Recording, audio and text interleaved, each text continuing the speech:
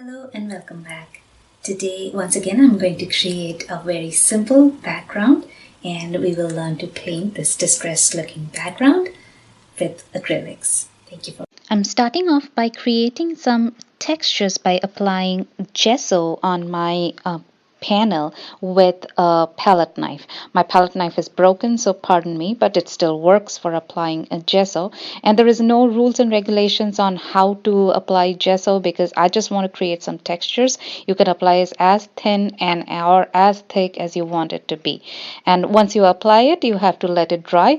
And depending on how thick or thin you have put the layer of gesso, it will take a little bit or longer to dry. I have kind of let it dry overnight. Now, once it is dry, I am putting in sprayed lots of water and then evened out the water with a paintbrush. Next, I'm starting off with my burnt sienna on one side of the painting. And I will use burnt sienna, raw umber, black, crimson, and cadmium yellow for this particular painting. But you can use any color palette that matches your taste or that will go with your look that you are wanting to achieve. I just thought that these are the colors that go very well with the antique look or the distressed look that I'm going for.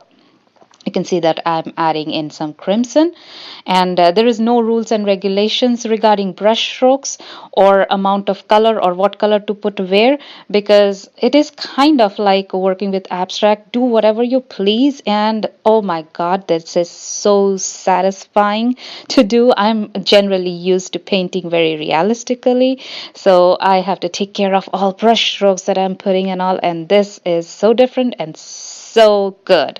Anyways, I added some water with a spray bottle, and now I'm taking a rag and removing some of the paint here and there. No rules once again.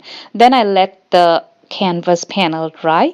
After it is dried, I am kind of glazing the whole canvas with cadmium yellow. And after I glazed a thin layer, I thought, oh, that's not enough yellow, so I'm adding yellows at different spaces. So like I said, there is no rules and regulations to it, or how much yellow or where you want to put the yellow or how you want to do it. I'm going to use it as a background to my Buddha painting, and I did not follow any rules along the lines like where I wanted what color. I just painted the way my mind thought, okay, it's looking good, or okay, no, I want to do something else. Now another spray of water and taking off some of the paint, and then I'll come back with more glazes, and this is the end result. This is the distressed look what I was going for, and I think I have nailed it. So I hope you find it interesting, and thank you for watching.